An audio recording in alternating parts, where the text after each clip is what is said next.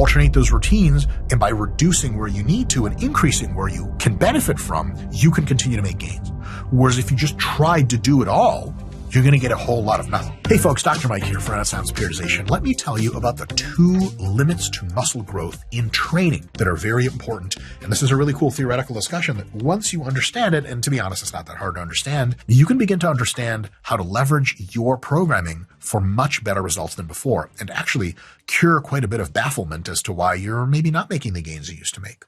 2 limits to the growth of a muscle. There are local limits and there are systemic limits. So local limits is how hard can you train the muscle, how much that muscle growth stimulus actually gets the nuclear machinery, the machinery inside the cell's nucleus, to really activate, and how much does the post-nuclear translation and transcription and all that stuff, well, translation occurs, transcription, translation, so translation is extranuclear, and all the other addendum factors that come along with that, essentially inside of your muscle cell, how much does the hard training signal the nuclear changes, signal the realization of growth. That all happens inside the muscle cell. And whatever happens outside the cell, this doesn't have much to do with that process. So there's a local limit there. And it doesn't matter how much anabolic steroid you're on, how amazing your nutrition is, how much sleep you're getting. If you get to the local limits of your muscle growth, there's just nowhere else to do it. There's no possible way. Here's an example. Let's say at most, it is possible when you're building a new home or updating your current home for you to have 20 workers in there working on. One guy's working on the electrical stuff, one guy's working on the water, one guy's building the frame, and it's 20 people. And any more than 20 people is simply impossible to fit inside the house without them elbowing each other and actually reducing the work quality. If you have 20 people working in the house, and you're like, hey, by the way, I got 100 guys outside, all qualified and certified, they're ready to help. Doesn't matter. There's no way to help the guys. Yeah, like, well, in 8 hours when these guys are off their shift, have 20 more dudes come in. And they're like, well, I can get you 40. It doesn't matter. Once the local limits are peaked out, it's all happening locally. Those are the limits. Fact. Period. That's it. Then there are systemic limits. For example, how much nervous system ability do you have, starting with the central nervous system, brain and spinal cord, all the way through the peripheral nerves? How much ability do you have to drive that tension in your muscles? Because your nervous system gets tired, and your nervous system is responsible for operating all of your body's muscles. So it may be able to push some of the muscles to their maximum, but maybe not all of them. Maybe it gets tired before all of the muscles have totally been drained of their energy and have the maximum muscle growth stimulus available. The idea here is, here's a great analogy. You have a certain amount of fans that are occupying a stadium, huge Taylor Swift concert. Why not? And you have a freeway system and a set of Ubers and cabs and rails that go from the airport where the Taylor Swift fans are arriving to the stadium. It doesn't matter if your stadium occupancy is 200,000 people. If only 5,000 people per every 15-minute period can get from the airport to the stadium, it's just going to take a certain number of hours to fill out. And if you say, hey, look, we just upgraded the stadium, it can now seat 300,000. It doesn't matter because the limit isn't local anymore. The limit is systemic. There's just not enough freeway to get from point A to point B. Your dumb ass is stuck in the fucking car. You're going to work. You're like, what the fuck? There's a traffic jam at this hour? Fucking Taylor Swift. That's the key. With the nervous system, it works kind of like that. Then there are your hormones. For example, your testosterone or cortisol ratio. As you push your system, your whole body harder, harder, and harder over weeks and weeks and weeks, your testosterone levels tend to start falling and your cortisol levels tend to start coming up.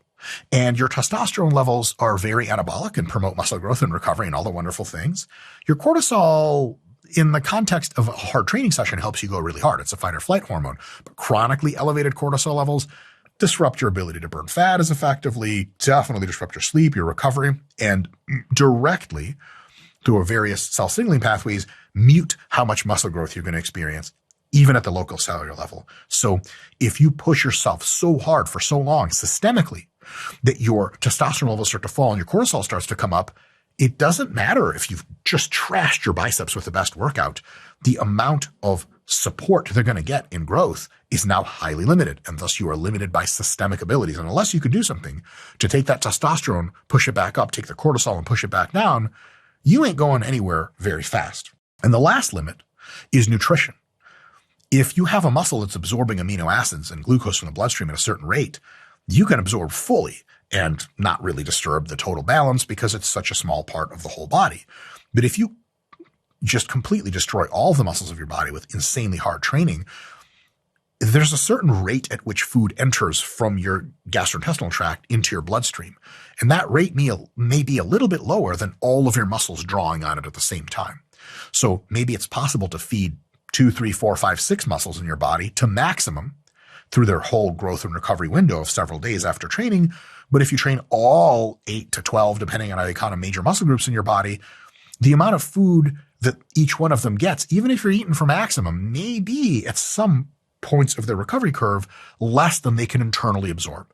Thus, it's a systemic limit, not a local limit. Same idea as, there's a freeway to a certain building. Even if you want to fill the building up with people, if the freeway's clogged or there's a certain number of cars and you can't put too many cars in there, it doesn't matter how many people are ready to go in the building. You're just not going to get them there past a certain amount of time. So what does this mean practically? When you're just training a few muscles in your plan, like let's say you train your chest, back, and arms. You don't train your legs, you don't train your shoulders, fuck all that noise. You are so far away from your systemic cap of how much your body can recover from and actually do that the only realistic growth limits are the local limits. How much can your muscles just grow internally?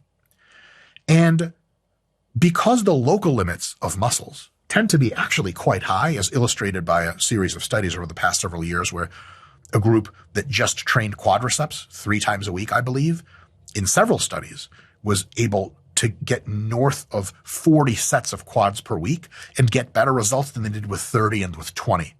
Work sets. Oh yeah, to failure, the whole thing. How? Well, because when you only train your quads, the rest of your body's chilling and your systemic abilities never really cap you. And it turns out muscles can grow a lot if they're systemically unhinged, unimpeded. That's awesome.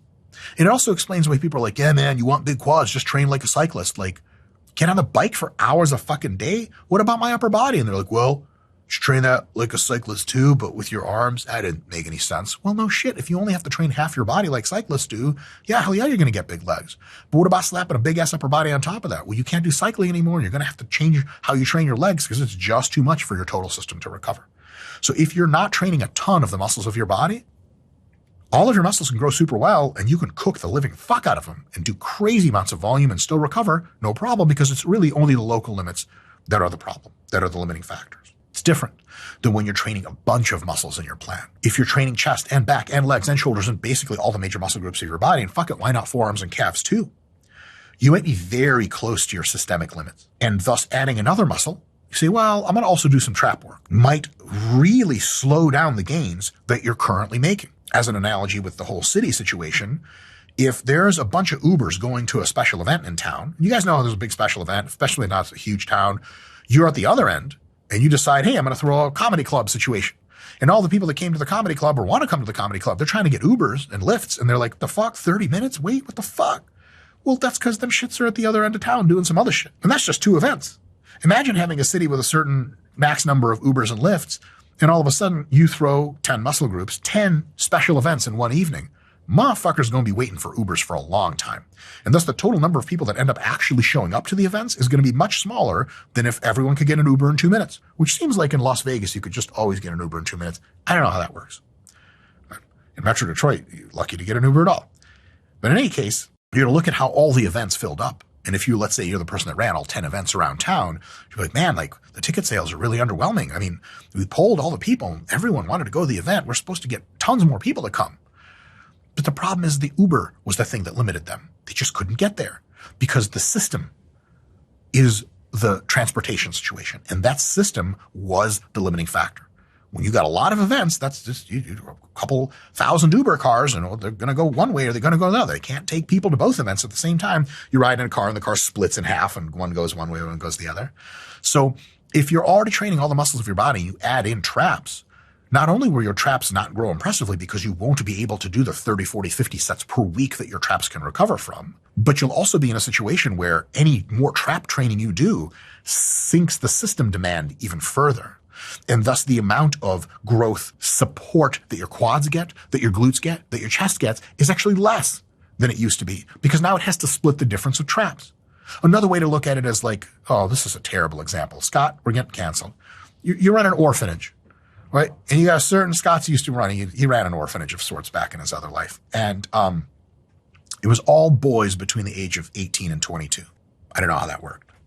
But you run an orphanage and there's a certain amount of food that charities just give you every week, same amount. If some kind of disaster hits and you get 10 more orphans to your orphanage of 20 people, everyone's going to have to eat a little less.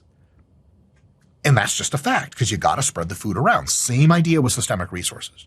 One does not simply, in the context of a very high volume program that's already pushing limits, just simply add something and not see a cost to growth of other stuff. Now, in that pushing the limits systemically case, take a muscle out completely, or, fuck forearms, fuck calves. Or you take your forearms and calves down to maintenance volume, which is roughly a third or less of the total volume they need. So if your typical volume you grow from best for calves is 15 sets a week, just with 5 sets a week, you can almost certainly maintain your calf size indefinitely. If you drop down forearms and calves to maintenance volume, all of a sudden the systemic recovery potential, the systemic recovery excess pool has greatly expanded. And now that can pour into the other muscles of the body and significantly increase the growth in your glutes and your quads and your chest and everything else you're still training as hard as you could. This is especially true if you take the opportunity to increase volume of the other muscles. You could be training your quads with 10 sets a week because there's so much other shit going on. That's the most you can recover from systemically. But let's say you take your entire upper body and you go down to maintenance volume. Can you get better results? Will you get better results? Training your quads with just 10 sets a week after week? Yes, absolutely. Because now they get more food. Your quads are more recovered systemically, session to session to session. So you'll be able to go harder, get stronger over time, and get bigger quads. Hands down, you don't need to increase the volume. But if you're real smart, you realize your maximum recoverable volume for quads, because the systemic cap was taken away or reduced, now it's closer to your local cap. And remember, local cap for quads, in some cases, can be 20, 30, 40, and more sets per week. And yes, some people can recover from that. So instead of doing 10 sets of quads per week, because that's used to be the only thing you could survive, now that you took your upper body down to maintenance, maybe you do 12 sets, maybe you do 14 sets, maybe you do 16 sets for quads per week. Maybe you can titrate it up slowly.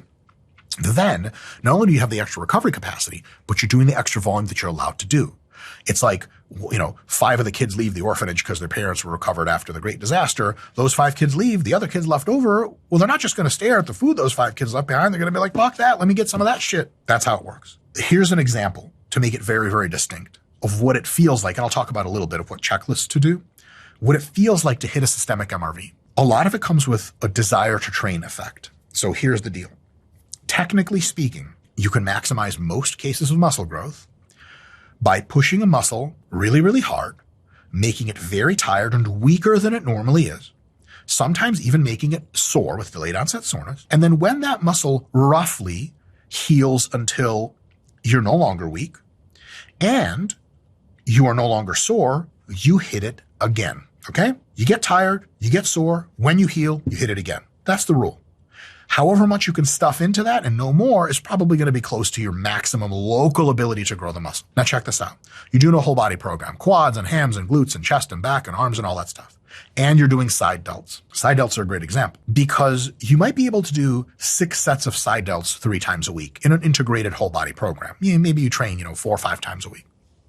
3 of those days, you do 6 sets of laterals or upright rows or whatever. Well, that's a lot of side delt work. 6 hard sets. That's a lot. Do you get sore from that? Typically the answer is no. Do you get weak from that? Yeah, for a few hours, a day maybe. Sure, shit don't need 2 or 3 days between delt sessions to still have amazing performances. So is it true to say that you are actually training enough to fill up your local recovery cap? No, not even close. And you'd have to be, hold on, Dr. Mike, hold the fuck up. Are you telling me that if I want maximum side delt size, that I have to train my delts so hard they get very much weaker? And usually that means they'll take a day or 2 at least to get back to full strength. And I'll have to feel great and not be sore. And then I have to hit it hard again as soon as they recover? You think about it for a while, I could easily do 8 sets of delts 4 times a week in that case. Well, hold on. Fuck that. Did you know how many fucking delt? That's so much time. And by the time I'm done with most of my workout, or if I start with delts, but I have a crap load of workout left after a few sets of laterals, systemically, in my fucking soul, I'm like, dude, fuck this, man. Yes, I could keep going, but I'm so tired. Not in my delts. My delts feel fine, but this shit is old news. If I'm stacking the program with other hardcore compound lifts and glutes and quads and chest and back, additional delts is a non-starter. I'm out. I'm cashed out mentally. I can't do this shit anymore. Our hypertrophy training app, the RP Hypertrophy Training app, asks you how you're feeling and how recovered you are. And there's an extra workload question at the end of every muscle that asks, how are you feeling about how much work you're doing here? And it could be like, this is super easy. I'm pretty, getting pushed pretty well. And one is like, this is beyond my limits. If you were honest about delts in the total body program and you eliminated that question altogether, there was no systemic fatigue question, and you just let the autoregulation adjust based on soreness and how quickly you're recovering, the app would ramp your delt volume to the fucking moon. After 6 weeks, you'd be doing 32 sets of delts or some shit. You'd be like, wow, that's way too much. No, it's not. Clearly, you're recovering on time is exactly the app is asking you. Are you sore today? No. You ready to go again? Yeah. You hit a PR? Great. Next time more. Next time 6 sets. Next time 8. The time after that 10. Oh, 10? You still recovering? Well, yeah. Well, keep going. Nobody wants to hear that shit. Now, if you just train delts and arms and that's it, yeah, hell yeah, you can pour it on. You'll have that gusto to keep going. But systemically, if you're capped, one does not simply do more stuff. Because if you're really serious about taking every single muscle to its local MRV, it doesn't just end with delts. You got delts, you got forearms, you got calves, you got biceps, you got triceps, you got pecs, upper and lower, you got quads, and don't forget to do some leg extensions to get that fucking middle part of your quad that sticks out. You got hamstrings, make sure to do hip hinging and curling. You guys get my point? There's so much to do that if you are really advanced and really strong and really pushing it hard, you may not have a systemic fatigue cap that's halfway to your sum of all local muscles. If you could just train one muscle at a time, you could do 20, 30, 40 sets for it. But in the context of a whole week of training, that shit is not going to happen. That is a systemic fatigue limit. That's a systemic cap. So as a beginner and often intermediate lifter, you're nowhere near hitting your systemic MRV because your muscles aren't that big and strong and they honestly just don't take that much damage. This means you can gain tons of muscle at the same time in all of your muscle groups. You can train whole body. If you do a specialized routine, you're saying, okay, I'm going to ease up on chest and back and I'm really going to try to train my arms and shoulders. The next question to you is, why are you easing up on your chest and back? And you go, well, because it frees up systemic resources, but you're not capped by systemic resources. Your body's totally good to keep fucking grinding everything. Okay, fine. And then if you choose to deprioritize your chest and back because your shoulders and arms can already be trained so hard, and because they're not systemically very limited, you might get 10% more growth with specializing as a beginner and intermediate for 0% growth trade-off for your chest and back. What? Why not get 90% of the growth you normally would have by specializing for your delts and arms and get 90% of the growth that you wanted for your chest and back? Because you really, as a beginner and intermediate, especially as a beginner, you can recover systemically from everything. You do not have to do specialization routines. And as a matter of fact, if you want all around to be as jacked as possible, do not do specialization routines because you could have recovered. If someone's like, yeah, man, really focusing on hams and glutes this mesocycle. You're like, okay, so quads are at maintenance? Or, yep, quads are at maintenance. Like, okay, do you have the energy to train your quads hard? You're like, yeah, fuck yeah. You think you could recover? Oh, absolutely. So why are you back burnering them? Like, well, no, specialization, I heard some kind of program, I heard that's good. For you, it's not good because you're not at that systemic cap. If you're not getting close to systemic limits, specialization is a fucking waste of your time. Straight up. What do you get when PhD sports scientists collaborate with pro bodybuilders? The most effective muscle growth training app ever made. Get yours now. However, as an advanced lifter, if we take all of your local maximum recoverable volumes for your biceps and your calves and your hams and your quads and we stack them up, that total number of sets per session per week is going to be significantly higher than the systemic ability to recover from all of those sets, which means that training all of those muscles hard or trying to train them all hard at the same time means you might get to your minimum effective volume. So you see some growth, but nothing too impressive. And in some very advanced cases, you might actually just be at maintenance. You're training all of your muscles as hard as you can, and they're all just at maintenance because you're not training them individually as hard as they can go. but the whole system is keeping you back. Thus, specialization routines are really useful for advanced people for whom that systemic cap is a real world thing. And it's maybe critical for some very advanced lifters that actually need specialization for any growth to occur. Because if they try to do it all, they fall below minimum effective volume for every muscle. And then they're just staying the same.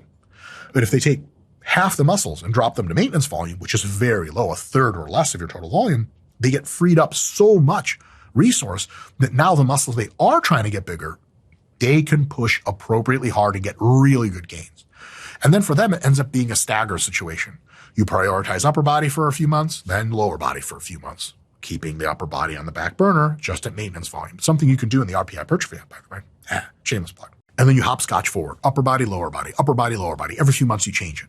Or shoulders and arms, chest and back, shoulders and arms, chest and back. You alternate those routines, and by reducing where you need to and increasing where you can benefit from, you can continue to make gains. Whereas if you just tried to do it all, you're going to get a whole lot of nothing. It's kind of similar to the idea if you go to one party and you really feel out the scene, you have a ton of fun.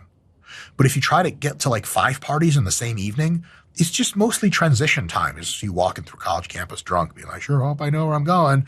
You get to the party, it's fun for a second, you meet some people, you don't even have time to get into the scene, you got to go.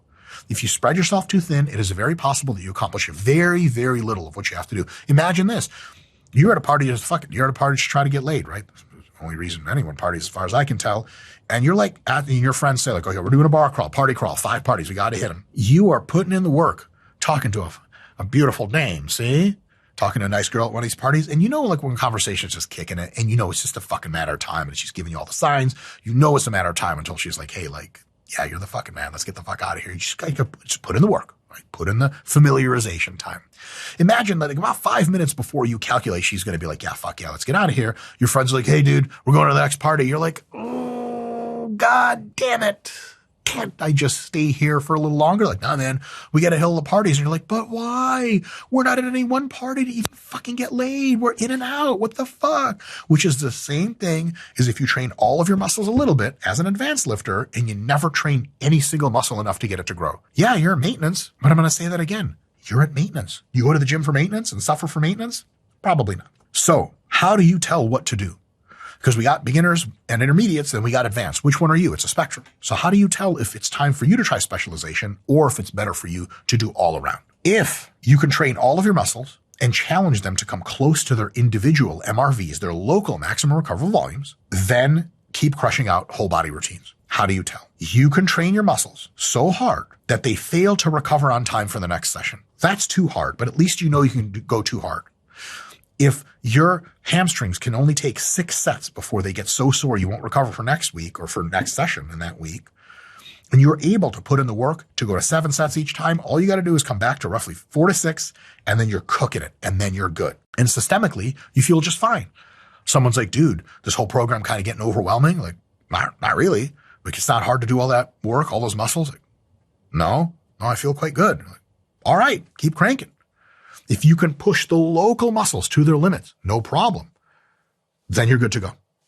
However, if you're trying to train at all and you're getting ultra tired, systemically, your motivation to train is going to shit, your sleep is going to shit, and you're in the situation often where you look at your RP hypertrophy app and it says like, you got to do 8 sets of quads today. And you're like, fuck. You get to 5 sets and you're like honestly cashed out. Like you're done. Mentally, you're fucking done. And someone's like, hey, you did 5 sets. Or yep. Is that going to be like enough for you to challenge yourself till next time? You're like, no, my quads will barely get sore from this. I could do 3 more sets and still recover locally, but systemically, I'm fucking done. You guys ever been to the gym and you train a bunch, train super hard, 2 hours later, your buddy's like, you want to hit side delts? You're like, fuck you, Frank. No, I don't. I can't do this anymore. And if you try to do it, your central drive is so low that normally you get the 20s for sets of 12. On lateral raises, you get the 20s and you're doing sets of 6 or 8. Maximum. You can't pull anymore. And it's like your muscles not so active, your soul is tired. You're trying, but not much is happening. It's like if I wake you up in the middle of the night and I'm like, quick, get this hand grip dynamometer and squeeze it as hard as you can. You guys ever wake up and try to squeeze your fist? Try this next time you wake up in the morning. Try to squeeze your fist as hard as you can. Middle of the day, well, you can fucking crunch some shit. Ow, it kind of hurts my hand. But if you just wake up and your nervous system's not so active yet, try it. Wake up in the morning and just try to squeeze your hand as hard as possible. You're going to get the sensation where you squeeze it and you're like, what the fuck? I can barely pick up a stapler at this rate. It's okay. Your nervous system's still waking up. But if you've beaten your nervous system to shit so much through a huge workout or 5 days of huge workouts that you cannot get really good performances anymore, you're technically in junk volume. And even if you somehow could muster the will to continue to train your side delts, you're not training them anymore. You're just getting through the motions. Because sets of 6 reps where you're able to do 12 reps fresh are fucking with 6 reps in reserve. I didn't see the science that grows a lot of muscle because it doesn't. So if you get super tired trying to train at all, and for normally how strong your muscles are, deep into a routine, you can't get them to perform at that normal level. And it's not because the muscles are sore tired. It's because the rest of you is tired and can't produce that force. Like someone's like, your delt's still sore. You're like, no. They're tired. You're like, my delts? No.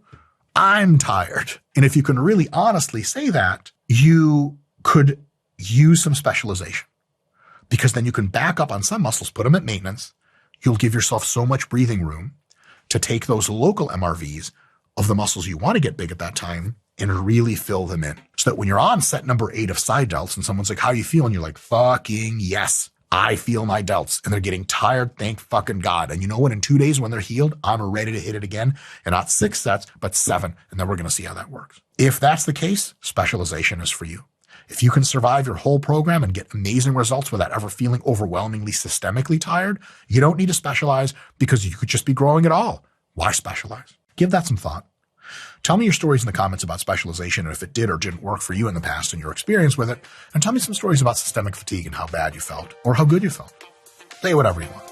See you guys next time.